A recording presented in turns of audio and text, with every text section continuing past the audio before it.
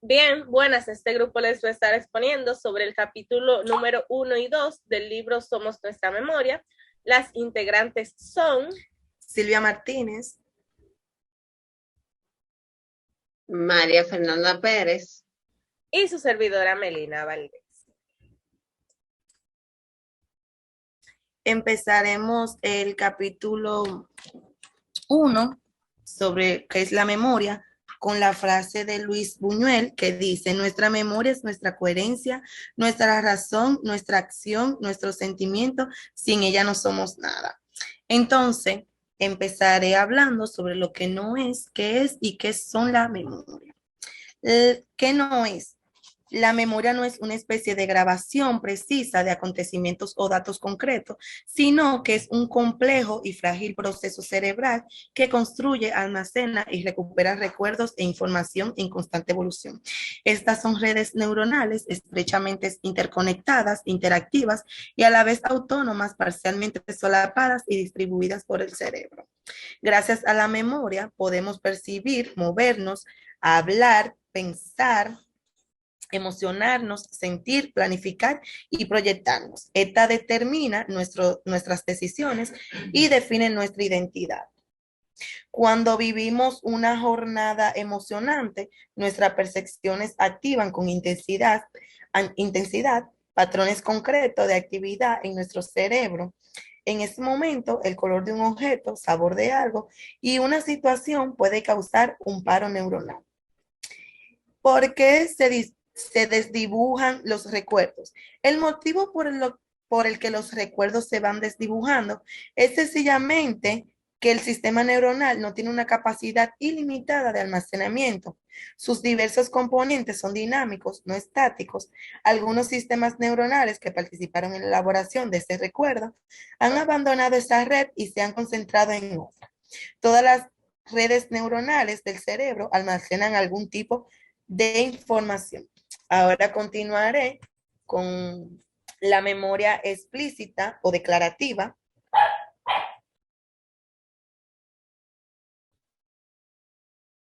La memoria explícita o declarativa es en la que se está consciente. Esto implica un proceso, está implicada en el proceso. Estos recuerdos se registran y se recuperan y se pueden expresar gracias al lenguaje. Este tipo de memoria tiene intención de ser recordada, se hace consciente y tenemos un esfuerzo atencional. La memoria, la memoria explícita está dividida en dos, que es la semántica y la episódica. La memoria episódica, no semántica, perdón, Esta, esta incluye los conocimientos sobre el significado de la palabra, conceptos, esquemas y otros. Todo lo que sabemos sobre objetos, personas o acontecimientos se almacenan en diferentes regiones del cerebro, hoy conocidos como mapas semánticos. Por esto se conoce que el significado de la palabra activa redes neuronales muy complejas de diversas áreas cerebrales. Continuando con la otra memoria, que es la memoria episódica, que es la número 2. Esta es la capacidad consciente de acordarse de experiencias específicas experimentadas personalmente como testigo protagonista. En esta se puede responder interrogantes como qué, dónde, cuándo y cómo. En esta, como mencioné, se puede ser testigo protagonista, ya sea de un accidente, homicidio, protagonista, porque puede ser una vivencia propia, como un viaje, una boda o algo parecido.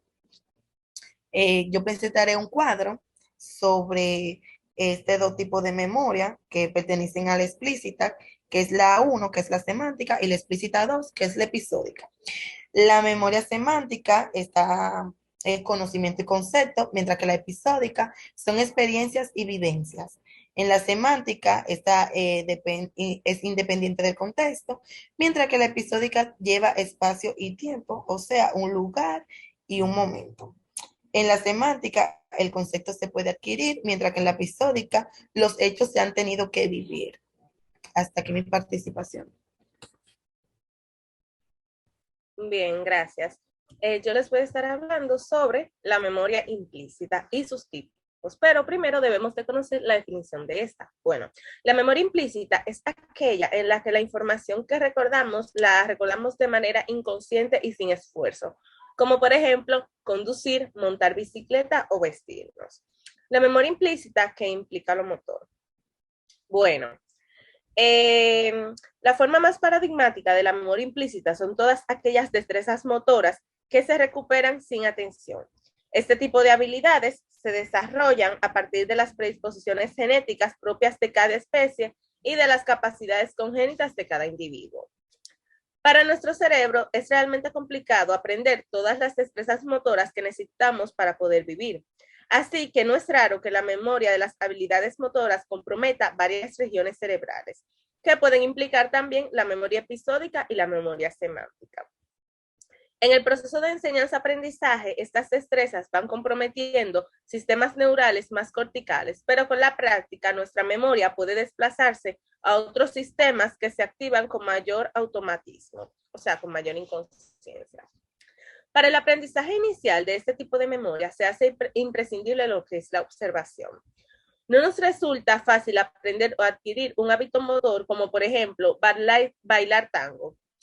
Nos puede resultar más fácil ver parejas bailando y luego practicarlo que, por ejemplo, un maestro enseñarnos.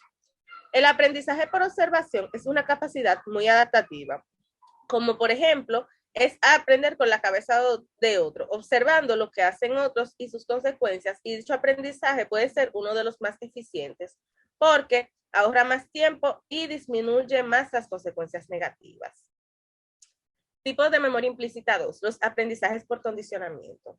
Para la supervivencia de todas las especies es básico saber responder a los distintos estímulos, distinguiendo los peligrosos de los inofensivos. Dentro de esta lógica, sin embargo, pueden darse algunas anomalías, como por ejemplo, como el fenómeno por el que un organismo aprende a responder a estímulos neutros o débiles como si fueran dañinos. A esto se le conoce como sensibilización. La sensibilización no es permanente, sino que nuestro nivel de alerta se va debilitando hasta desaparecer, sino que vuelve a producirse el estímulo o si presenta repetidas veces como inofensivo, y a eso se le conoce como habituación. La habituación y la sensibilización son tipos de conductas que, aunque implican procesos de la memoria implícita, algunos investigadores no la consideran como formas de aprendizaje porque no son procesos asociativos, a diferencia del condicionamiento clásico. Bien, el condicionamiento clásico. En este, el organismo es capaz de responder a estímulos ambientales que presentan ciertas relaciones. El tipo de aprendizaje conocido como condicionamiento clásico fue explicado y estudiado por el fisiólogo Iván Pavlov. Condicionado, la palabra condicionado la asociamos o la ponemos igual como aprendido. Iván Pavlov descubrió que otros estímulos, o sea, estímulos neutros, junto a los sentidos, pueden ser percibidos y produce un estímulo condicionado. Como podemos ver aquí, el ejemplo del condicionamiento clásico. Antes del condicionamiento, el estímulo incondicionado, respuesta incondicionada del perro. Luego, el estímulo condicionado, sin respuesta. Durante el condicionamiento, comida y campana, respuesta incondicionada. Y luego, con el estímulo condicionado, respuesta condicionada. ¿Cómo se distribuye la memoria en nuestro cerebro? Bueno, las investigaciones de la memoria han dado un giro grande en poco tiempo. Se ha transitado uno de los modelos experimentales que pretendían localizar la memoria en áreas cerebrales muy concretas a otros, que consideran la memoria como una propiedad de todas las redes y sistemas neuronales. Pero se ha descubierto que hay redes neuronales específicas para diferentes tipos de memoria. Se subdivide en memoria declarativa o explícita y memoria no declarativa o implícita. Gracias.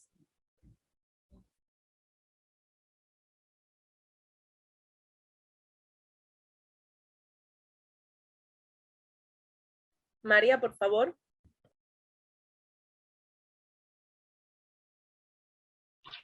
¿Cómo funciona la memoria? Se trata de un proceso básico para el buen funcionamiento de la memoria. Entendida esta como la capacidad del sistema nervioso de los organismos para codificar, almacenar y recuperar los numerosos estímulos moldeadores que recibimos. La plasticidad cerebral. La plasticidad cerebral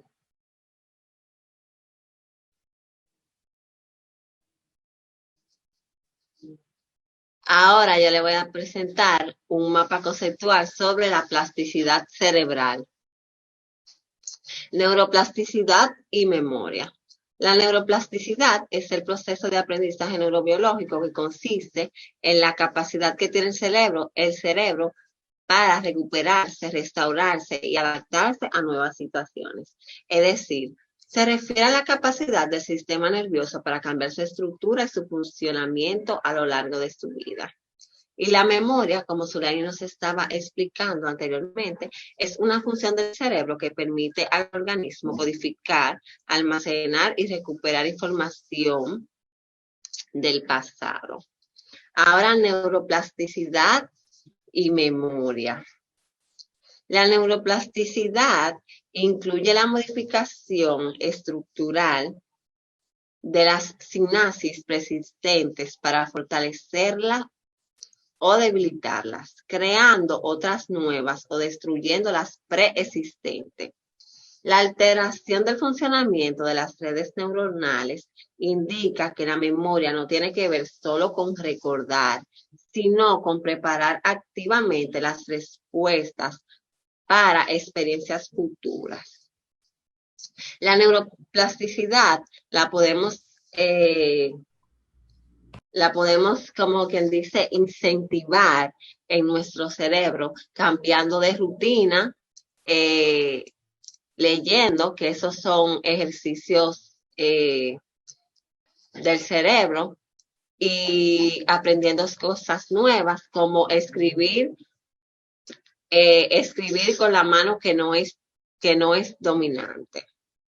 Ahora yo les voy a hablar sobre la memoria de trabajo, también conocida como memoria operativa. Se puede definir como el conjunto de procesos que nos permiten el almacenamiento y manipulación temporal de la información para la realización de tareas cognitivas complejas como la comprensión del lenguaje, la lectura, las habilidades matemáticas, el aprendizaje o el racionamiento.